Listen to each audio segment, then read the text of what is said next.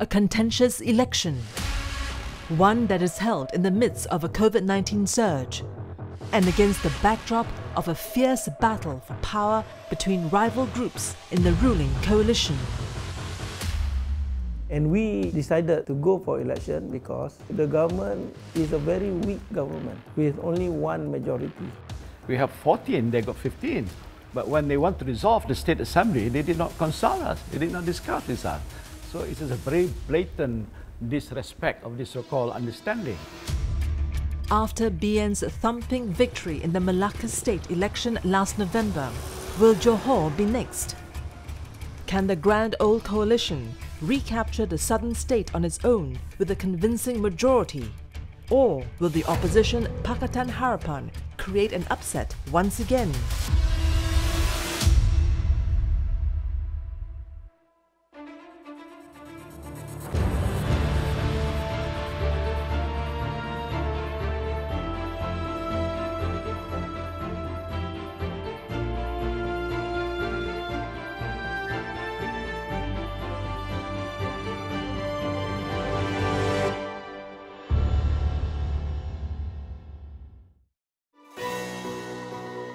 Johor, Malaysia's third most populous state with 3.8 million people.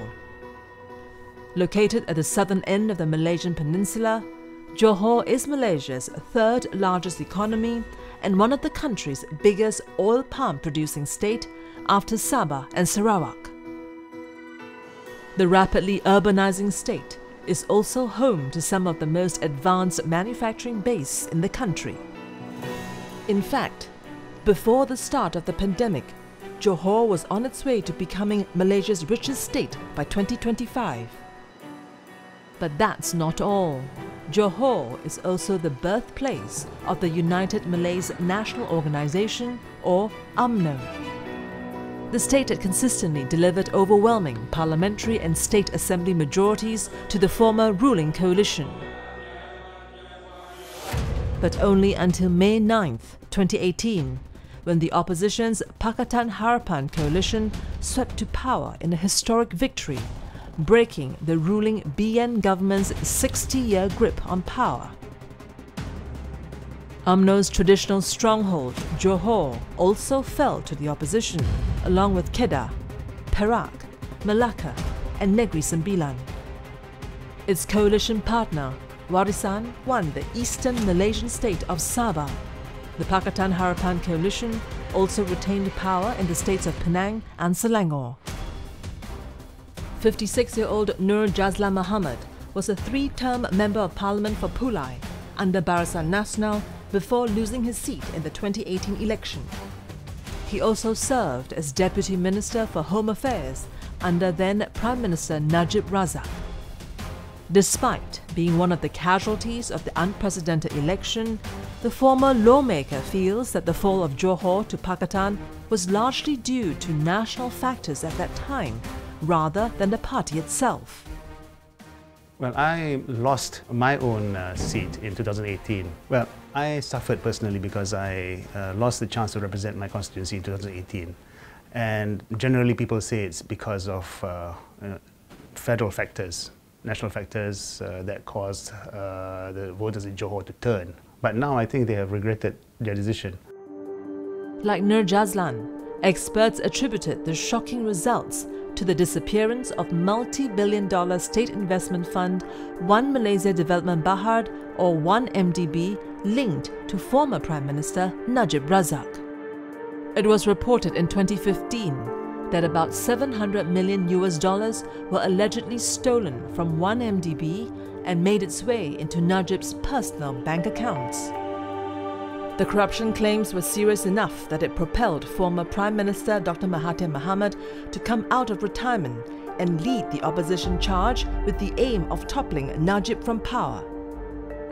I think there were many issues that were not addressed well by the government.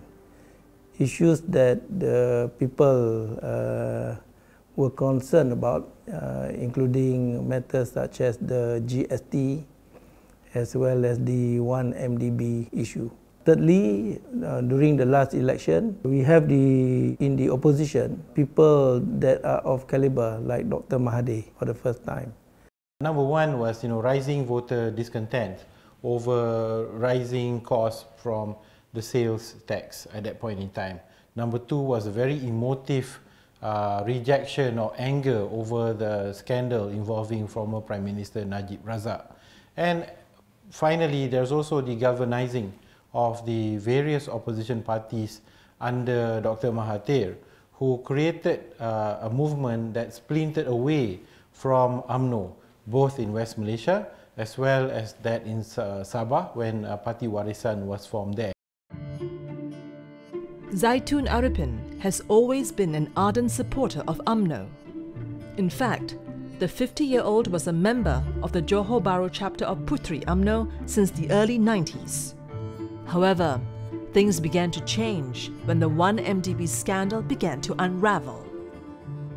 It started on the main issue surrounding, and the whole world know about that issue, and it made me think that we need to change, and we need to have a good leader, we need to have a good party, we need to have a good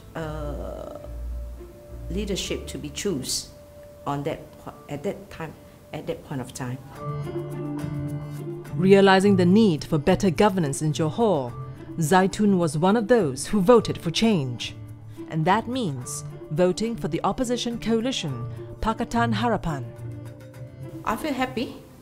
I feel happy at the time because we need changes, that's what I see. So we need to see what is the movement for the new leadership. That time was PH, right? So I'm happy to look forward on that.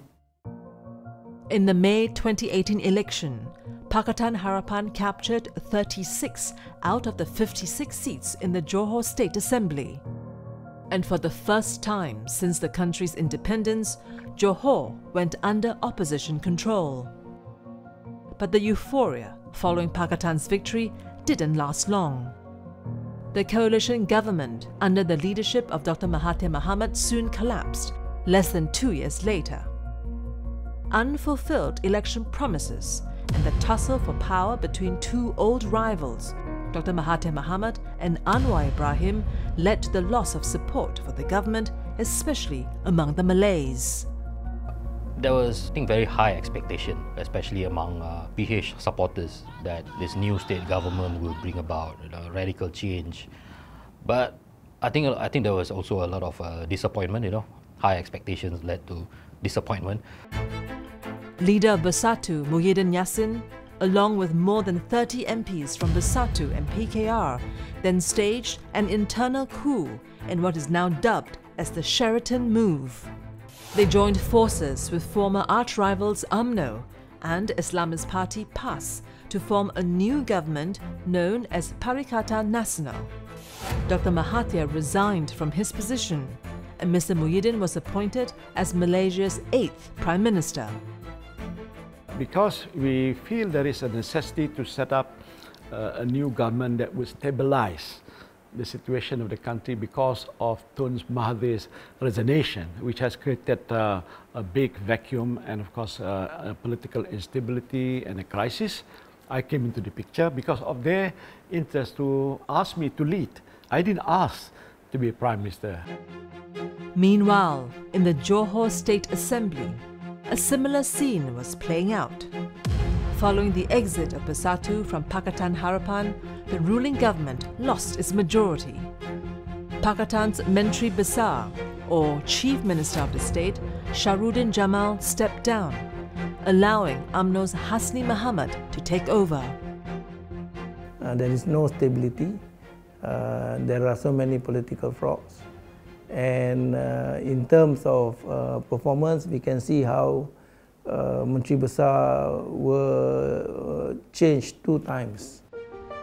On January 22nd this year, the Johor State Assembly was dissolved, paving the way for a state election that has been scheduled for March 12th. This follows the death of Kempas Assemblyman Osman Sapian last December.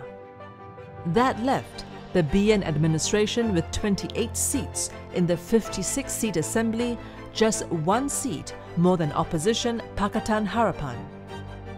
UMNO leaders claim that the single-seat majority meant that the administration is unstable and can be controlled by the opposition.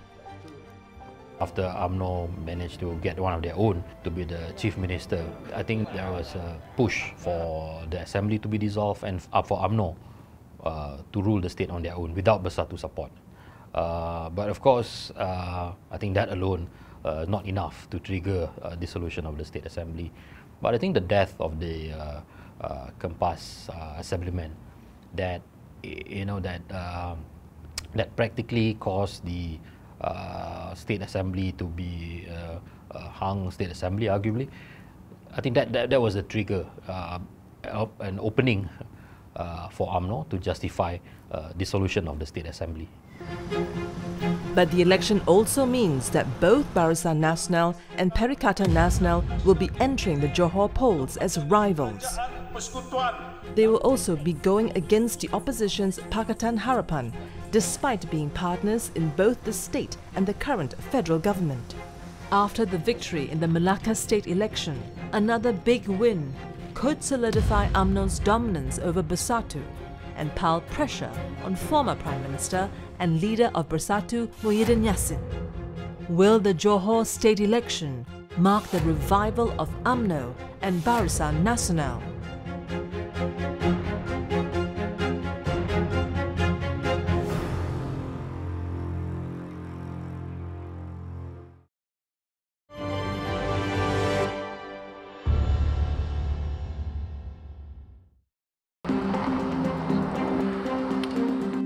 "34-year-old Afika Ziela Azri regards herself as a true blue Johorian. The mother of 3 was born, raised and educated here in Johor Bahru. She takes pride in the state's multi-ethnic character, seeing it more of a blessing and an asset to the country, while expressing confidence about its growth potential. Basically, Johor is everything to me. I am comfortable living here. So basically live in a harmony, multiracial community. I can see that Johor had developed so much in development and also in economic as well. So basically I can see that Johor has unlimited potential to be developed. Afika also considers herself a hardcore UMNO supporter, saying that Pakatan's victory in Johor in 2018 truly took her by surprise. She had never expected the UMNO stronghold to fall into the hands of the opposition, due to the fact that Johor is the birthplace of the party. 2018, wow. During that time, to lose at federal level, I think we already predict that, because Datuk Najib failed to defend himself out of the controversy, right? But then for Johor, for BN to lose at state level, I think we didn't expect that. Shock, down, we was like, okay, what will happen to Johor, especially after this? Over time, Afika grew highly disillusioned over the constant jostling for power that took place in the country. And that came soon after Pakatan Harapan came to power.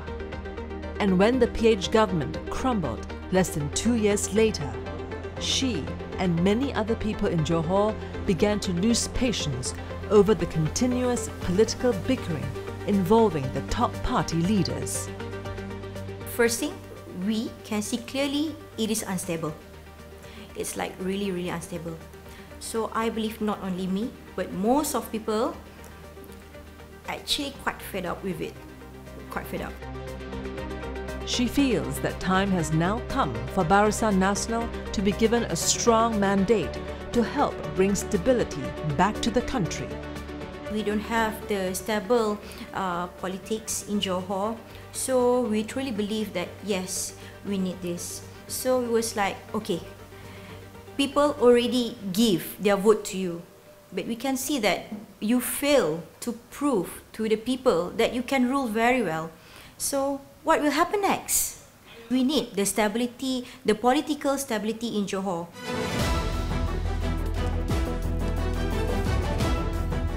In the upcoming polls in Johor, Barisan Nasional is seeking to strengthen its mandate by contesting the election alone without forming any partnerships with political parties outside its coalition.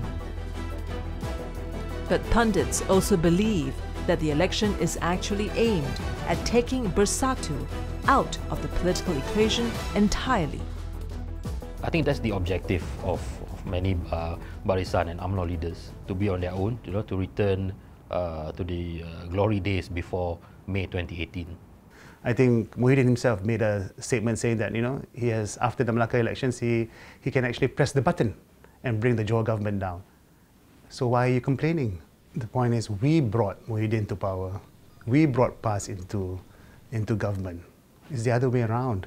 UMNO acted like they are the master boss, not only the boss. They did not trade well, their partners, like in the state of Johor, we are party to it.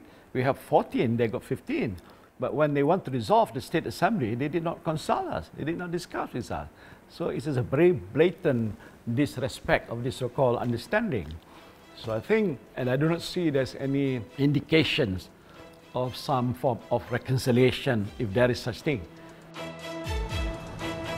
In the absence of any reconciliation, Barisan Nasional and PERIKATAN Nasional are now set to go up against each other in the upcoming polls. And UMNO is using the state election in Johor as a litmus test to determine the level of support it has ahead of the next general election. So, from the standpoint of Barisan Nasional, certainly is building a momentum towards a general election where they show dominance and they show the inevitability of them winning power. But the question is, by going alone, is it a risk worth taking, especially with many of its key leaders are now facing graft allegations? And that includes, among others, former Prime Minister Najib Razak and UMNO President Ahmad Zahid Hamidi. In December last year, the country's appellate court upheld Najib's conviction on graft charges relating to the 13.6 million Singapore dollars he had received from State Fund 1MDB. Ahmad Zahid is also facing 47 counts of charges, including money laundering, bribery, and criminal breach of trust involving a foundation he had set up.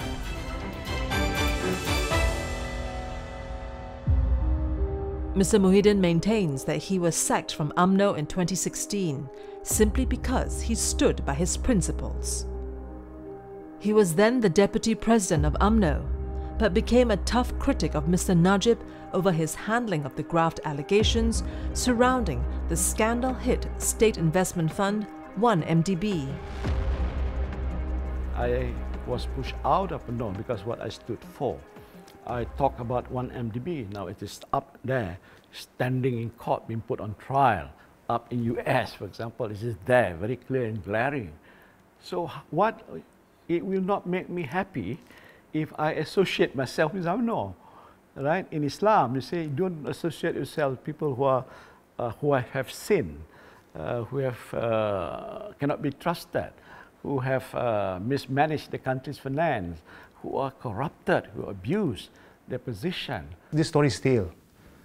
This story has been, the 1MDB court cluster thing, it's been going on for the last 3-4 years. I think people have gone past it.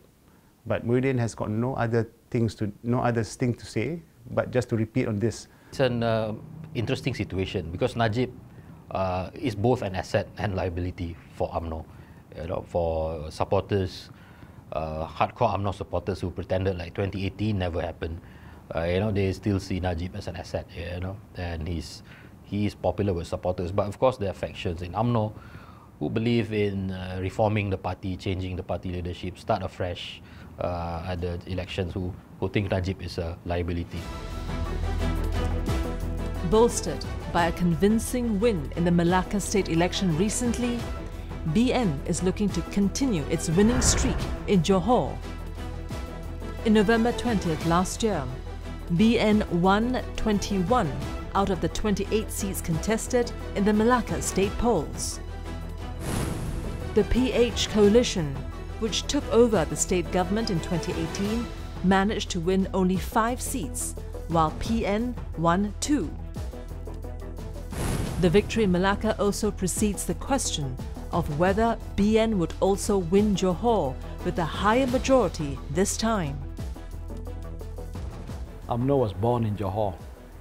I'm of course a product of UMNO as well. But this seems to be a long time ago.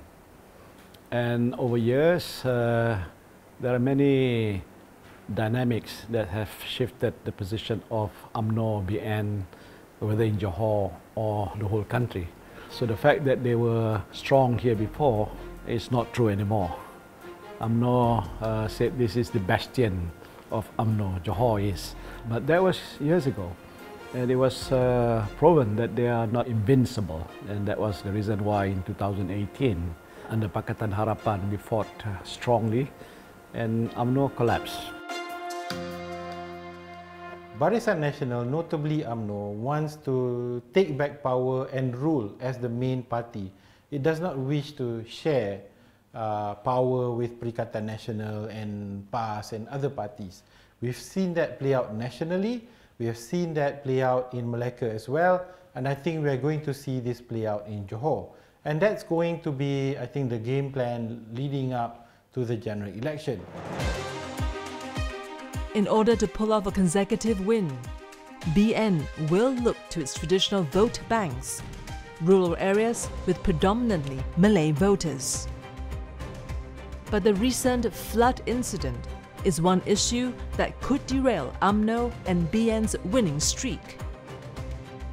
This is coupled with the slow economic recovery in the aftermath of the global pandemic that has caused many businesses to shut its doors in Johor.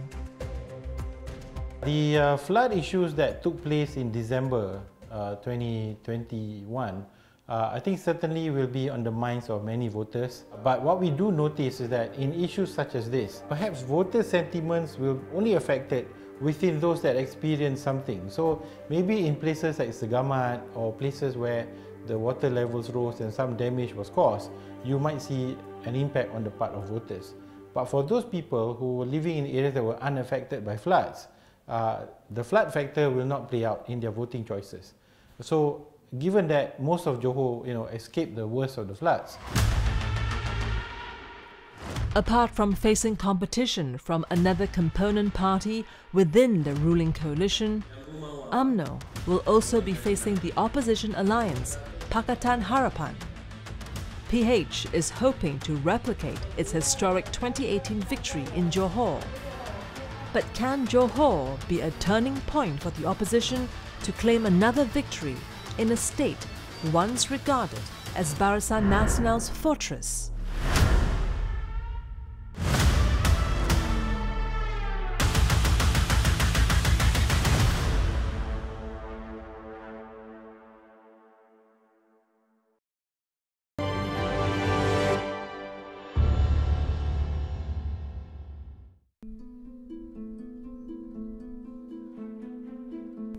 "34-year-old Wilson Yap is the founder of 2 cafes.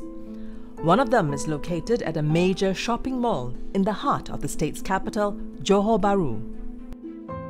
His business was good, especially during the pre-pandemic period. Johor Bahru was then a bustling city, crowded with visitors from neighbouring Singapore, and things were going very well for him.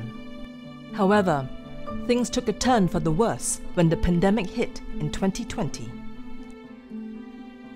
算在饮食业里面算是很好的一个店来的。然后 KSL 里面的那个，我们专做新加坡客嘛，因为那时候的人流量太大了，所以是很好生意的一个饮食业来的在那边。然后过后我们就因为疫情，所以就 down 的很夸张，那个影响到疫情真的是影响到非常夸张。在我的 KSL City Mall 是几乎是90%，那个 sales 跌了90%，几乎根本不不够给租金，不够给人工，然后材料进了后，如果进多，我们也是浪费丢。所以那时候遇到疫情的时候，我们就没有得选择。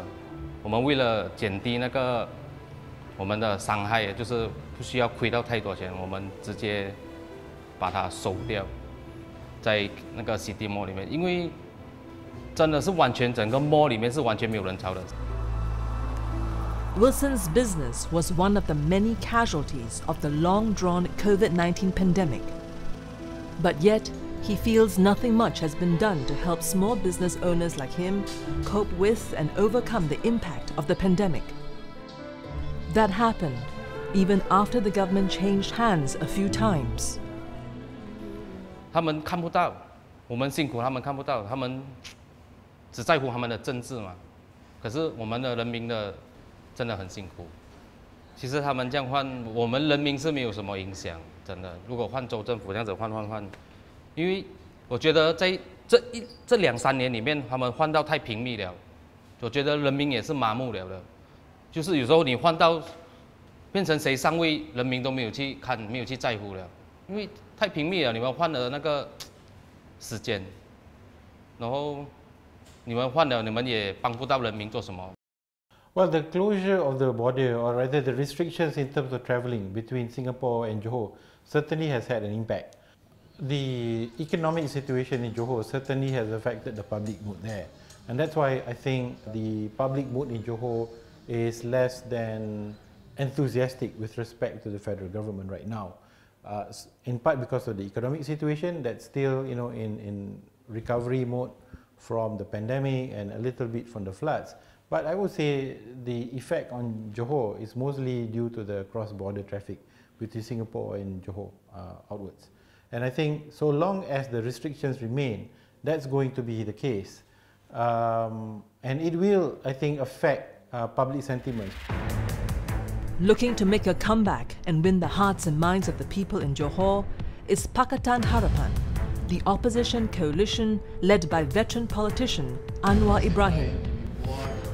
PAKATAN caused a major upset in Johor back in May 2018 when it dethroned UMNO and BN from power for the first time in history. But the coalition was ousted from the state administration 2 years later due to defections of its assemblymen to BN. Since then, PAKATAN has been struggling to make its mark in the local political scene. The alliance, which is made up of parties like the PKR, DAP and Amana, is likely to face an uphill battle this time, judging from its poor performances in the Melaka, Sabah and Sarawak state elections recently. PKR MP Fahmi Fadzil thinks it may be harder to repeat its past success this time around. It's now banking on 750,000 new first-time voters over the age of 18 to help deliver the votes for the coalition at the upcoming polls. But the only problem is that there is no guarantee that they will come out to vote in droves this time around. A total of some 750,000 voters, including 18 to 20-year-olds, who will be casting their vote for the very first time.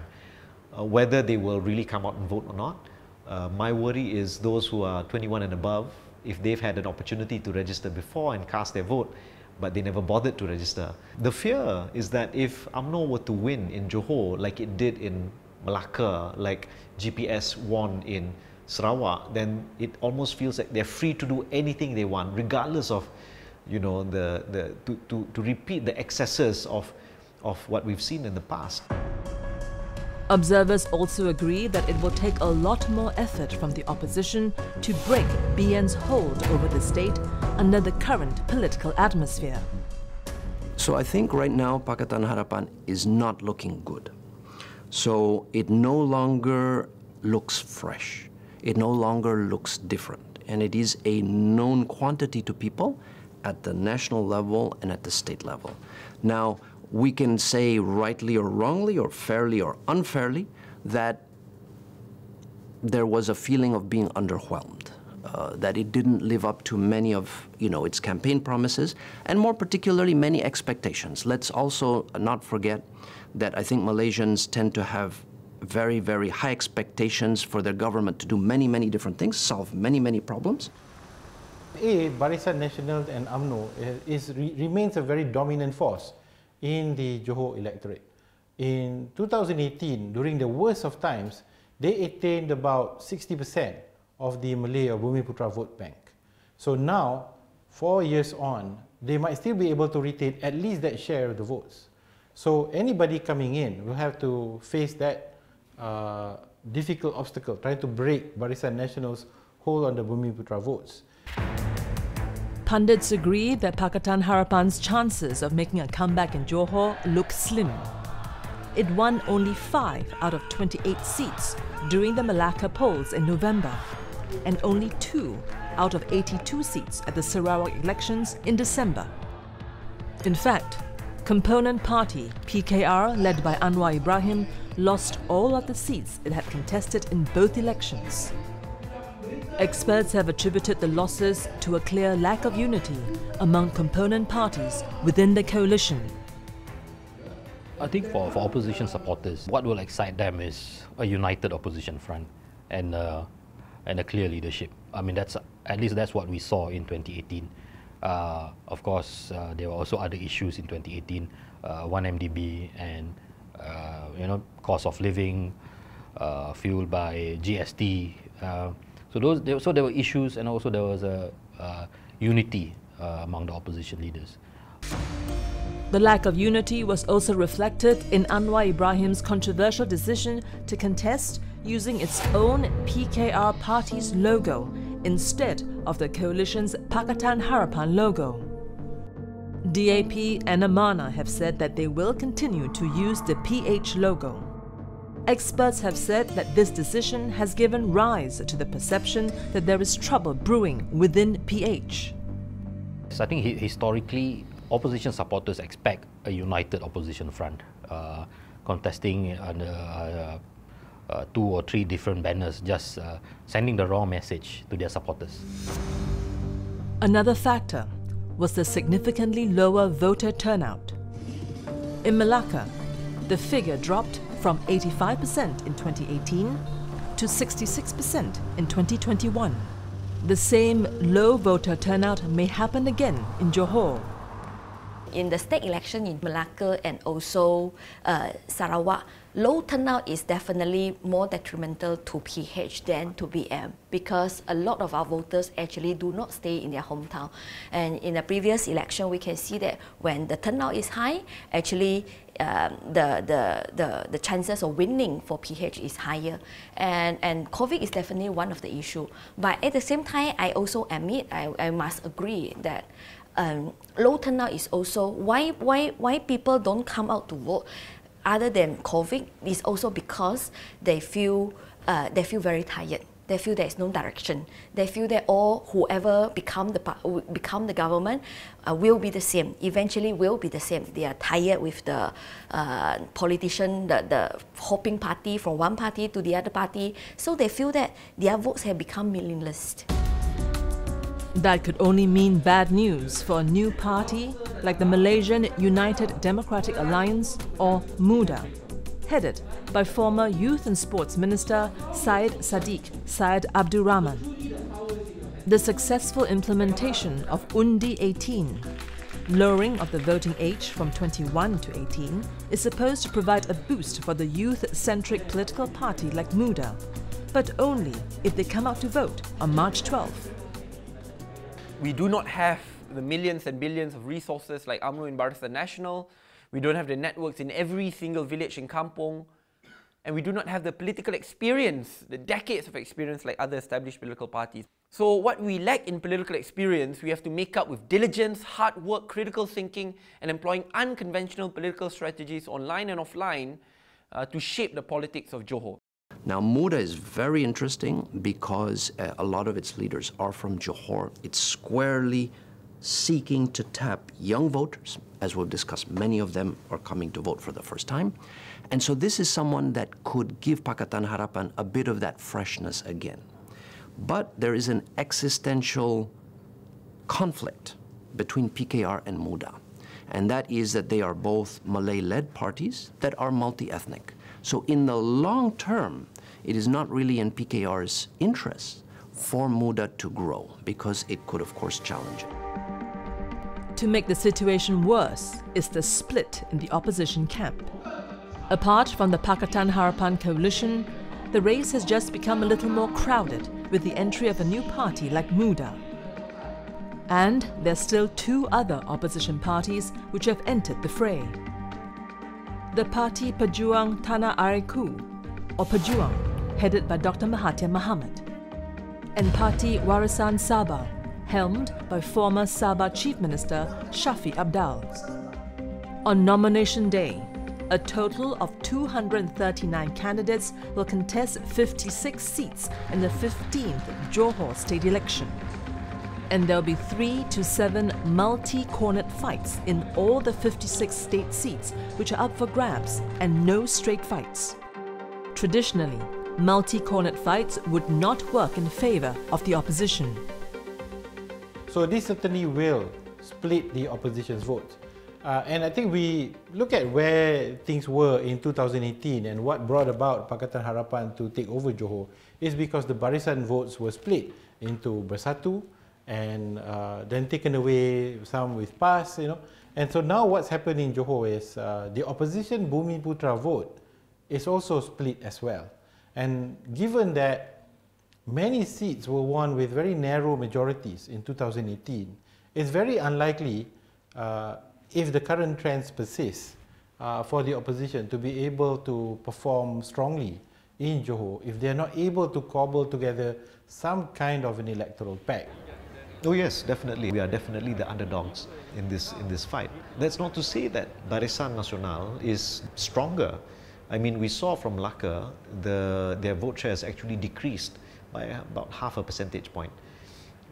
But it was really what happened in the opposition side, including PERIKATAN, that is a cause for concern.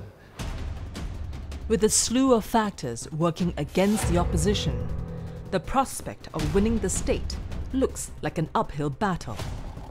Its dismal track record in the last 2 state elections seems to be an indication of what is about to come. What does it take for them to turn the tide?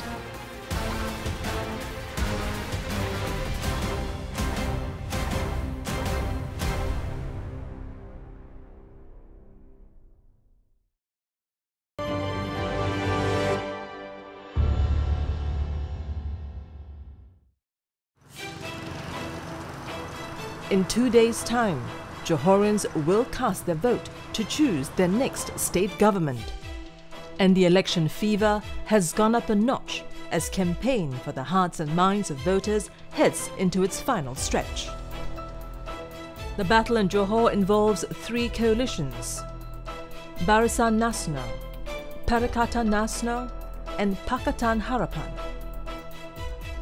A few relative newcomers have also entered the fray, including, among others, Pejuang, MUDA, and Warisan.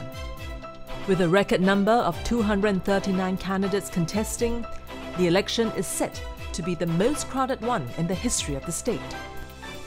And it will be multi-cornered fights in all the 56 seats contested, or an average of 4 contenders per seat. Together with their partners, MCA and MIC, Barisan Nasional will be contesting in all the 56 seats. So is the PERIKATAN Nasional coalition. The opposition, Pakatan Harapan, will contest in 50 seats. Pejuang, the party led by former Prime Minister Dr. Mahathir Mohamad, on the other hand, will field 42 candidates.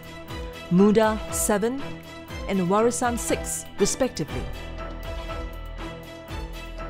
A big win in Johor for Barisan Nasional would bolster UMNO and BN's image and position among voters in the lead-up to the next general election, which must be called by May next year. It will also embolden UMNO to call for an early general election to build on this momentum. The thinking goes that if UMNO can win back Johor, then potentially they can win back the rest of the federation, particularly Peninsular Malaysia. Several analysts believe that after an impressive victory in Melaka, that vision may be well within reach. And that is mainly due to the split in the opposition camp and the absence of a clear and charismatic leader who can rally the opposition together and lead the charge. Firstly, we have a fragmented opposition party. So in 2018, I think it was a perfect storm for Pakatan Harapan, arguably. I mean, we had a united opposition contesting under one banner and a clear Prime Minister candidate. There was a clear federal leadership or potential leadership, which was Dr. Mahathir. So that clear leadership plans, united opposition, and also there were also other issues like 1MDB, cost of living. I think there was a widespread protest against GST at that time. Those perfect ingredients for a change of government. And it all now rests on other political parties like Bersatu to try and stop UMNO in its tracks. Although UMNO and Bersatu are part of the ruling PERIKATAN Nasional coalition, both parties are now going against each other in their effort to form the next government. Bersatu leader, Mr. Muhyiddin Yassin of late has stepped up his attacks on UMNO. He has also urged voters to reject UMNO and BN because of the charges of corruption and abuse of power which are staring at many of the leaders. We are against corruptions, do not trust in UMNO and Barisan Nasional because they have been so corrupted. The leaders are the court clusters. Najib's case is still there and they are found to be guilty in the SRC. A lot of all these things which are critical matter, which I took position to explain to people. Of course, some people say these are federal matter, these are national. It's got nothing to do with Johor. I said you're wrong. Yeah, they are federal, they are national, of course. It has impacted on parties that stand for election in Johor. Does UMNO represent a clean party? The Barisan Nasional stood for the principles of good governance, no abuse of power. The answer is no. I think the concern is whether Johor will see the rise of a Najib-style politics again. And I think this is a cause for concern within Pakatan Harapan and definitely in Perikatan, because it was that style of politics and that style of thinking about the economy that led Malaysia to having one of the most infamous corruption cases in the world, 1MDB. In his defense, former Menteri Besar, Mr. Khalid Nordin, says that instead of being overly judgmental, he would prefer to let the law take its own course. We want to reiterate UMNO's stand, Barisan Nasional stand, that we respect the independence of the judiciary. We will not interfere in the judiciary. The cases involving Zaid and Najib, let the law take its course. Let the court decide. That is our stand. So we don't know. Whatever happened, there is the court of law that will decide on their fate. I mean, this corruption story that has been, perpetuated. I mean, basically, the opposition has got nothing else to say except corruption. BN is corrupt. BN is corrupt. BN is corrupt. When they had a chance to run government, they failed. Even Mahathir failed. Even Muhyiddin failed. Because people want money in their pockets. So, at the end of the day, the Johor elections is going to be decided by people's desire for a stable and strong government that focuses on development. I don't want to speculate what it means, but what I'd say, if BN were to come back, then we have to prepare for subsequent state elections. We have to prepare for Perak, Kedah, Sabah, and there are many signals. So there will be continuous disarray, political instability, power struggles, but it just signals the power-hungry nature of UMNO, where arrogance wins and people lose. Because it cannot just be about how horrible UMNO is, it should be about how good we are in shaping Malaysia. With most observers predicting a landslide victory for BN, What can the opposition parties such as Pakatan Harapan, Pejuang, Muda, Warisan and others do to ensure that they have a fighting chance to achieve a huge breakthrough in Johor? And in particular, Pakatan Harapan, who managed to do the impossible in 2018 when it ended BN's 61-year rule. We are fighting, we are working very hard, and hopefully we can receive or we can see better outcome in this state election. But yes, I think for us, we are the underdog in this state election. And therefore, if we are able to retain our seat, I think to us, if we are able to retain more than 10 seats, I would say this is almost like a victory for us already, even though, yes, we might lose certain seats. I think Barisan Nasional has a decent chance at performing well in Johor. What really determines that performance is actually not them, it's their opponents. But if the opposition cannot come together, then it will more than certain give a strong advantage to Barisan Nasional. But my feeling is, while Barisan Nasional will probably do better than it did in 2018, for it to have a convincing majority by itself is quite difficult. We have to be patient. It is a struggle. It is a journey that you need to go through. Difficult times you have to go through. And I think it's going to be a good fight. It's not like a walk into the woods, what I call in the park by UMNO because they were here before. It's not so. So they will face a tough challenge as well. Johor was once seen as Barisan Nasional's impenetrable fortress.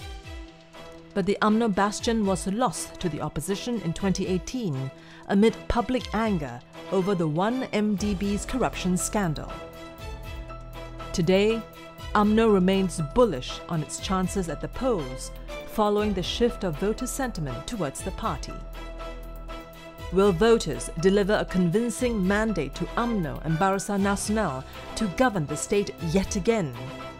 Or is the coalition taking a big risk by ditching its coalition partners in PERIKATAN Nasional? Will it open up the path for the opposition to create an upset?